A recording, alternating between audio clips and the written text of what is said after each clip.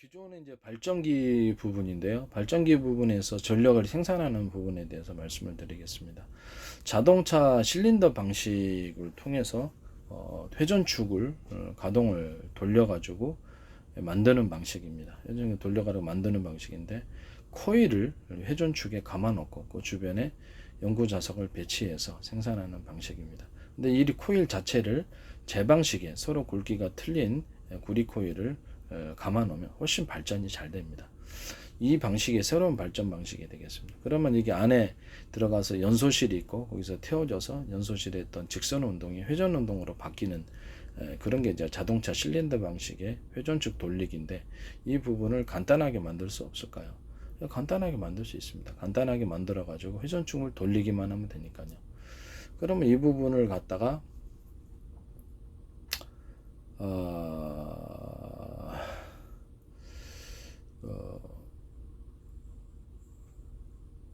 이런 식으로 이제 자동차 실린더 방식으로 해서 회전축을 돌려가지고 전기를 자체 생산한다. 그거를 미니로 만들어 놓은 연소실을 그리고 연소실을 다 연소실로 한 개가 아니라 5개, 10개 이렇게 언제든지 확대할 수 있습니다.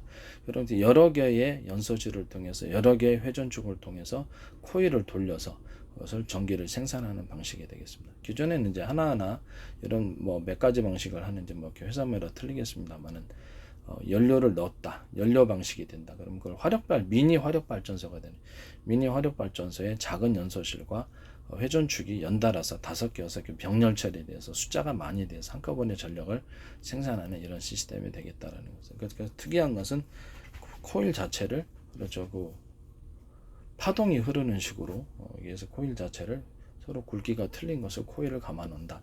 일종의 모터식이라고 생각하시면 되겠습니다. 이렇게 즉 그래서 자동차 실린더 방식의 폭발 행정을 그 안에다가 미니로 구현을 꼭 연소실이 커야 될 필요는 없지 않습니까?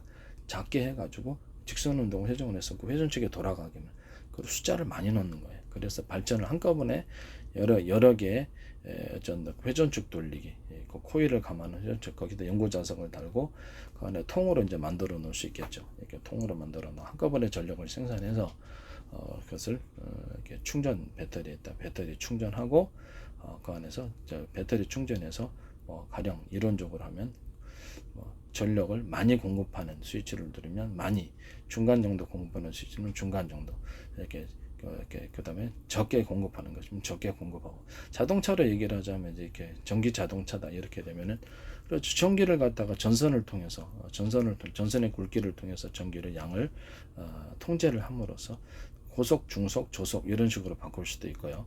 또는 뒤로 가고 싶으면 직류로 변환시키는 장치를 통해서 전극을 바꿔줘 가지고 뒤로 가게끔 하면 되는 거겠죠. 이해가 가시죠?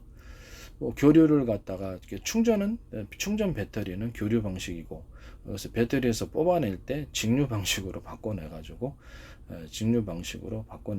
그것을 뭐 다이오드다, 제 방식의 다이오드를 통해서 직류를 바꿔 가지고 저기다가 그렇죠. 자동차를 후진 전진하고 1단, 2단, 3단 이렇게 조절해도 상관이 없다라는 거죠. 이해가 가시죠? 네, 이해가 가십니다. 거기다가 이 직류 방식에서 나오는 전선 자체를 직류를, 원래는 이제 직류 방식에서 이렇게 다이오드를 통해서 하나의 전선만 나온다고 생각하셨는데 그게 아니라는 거죠. 전선을 이렇게 하나의 배터리다 그러면, 저장된 배터리다 그러면 전선을 그렇죠. 2개나 3개 정도 만들어서 직류 방식에서 나오는 거라 할지라도 그것을 3개로, 제 방식의 그 전기선을 3개로 하나로 통합시킨다 이런 개념이 있잖아요. 하나의 분기선에서 전력이 나왔다. 그러면 3개로 분기한다. 그것을 다시 하나로 합쳐준다. 이런 황당한 전기선 보셨습니까? 못 보셨죠?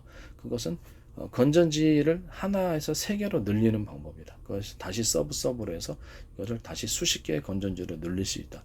수십 개의 건전지에서 동시에 전력을 공급받으면, 그렇죠. 직류로부터 공급받는 이 불안정성을 해결할 수가 있는 것입니다. 그래서 사실상 직류 방식으로 받으면서 공급을 전원을 안정적으로 공급을 받으면, 그렇죠. 자동차가 팽팽팽팽 돌아가겠죠.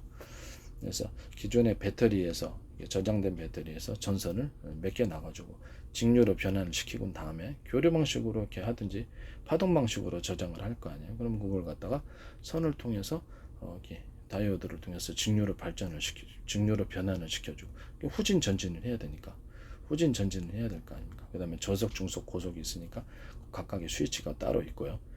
여기서 저다 충분한 전력을 공급받기 위해서 그렇죠. 이거를 분기를 하는 거, 선을 분기해 가지고 다시 세 개를 통해서 전력을 보다 두꺼운 거리선을 통해서 하나로 합쳐주는 과정입니다. 그럼 이것이 그쪽에 구리 저장소처럼 중간 저장소처럼 구리선이 두꺼운 것이 있으면 전력 구동하는 부분에 전력이 충분히 공급되겠습니까? 안 되겠습니까?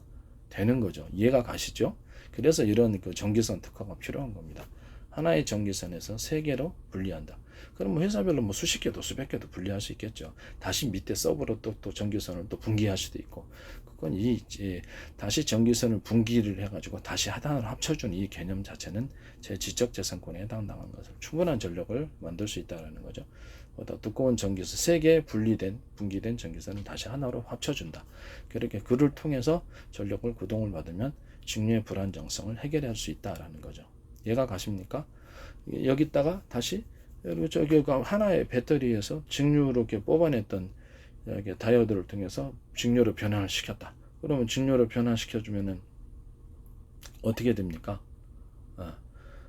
직류로 변환시켜가지고 이렇게 또 하나 전기선을 뽑아놔가지고 그것을 다시 또 하나로 합쳐주면 될 거 아니에요. 많이 쓸 때는 이 또 하나 이렇게 전선 뽑아냈던 거기서 다시 분기했던 것을 두 개를 하나로 합쳐갖고 대량으로 쓰는 거예요.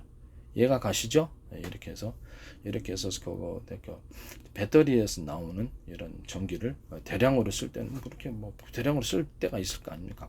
고속으로 달리는데도 자동차 방식이면 뭐 그렇게 되는 거겠습니다.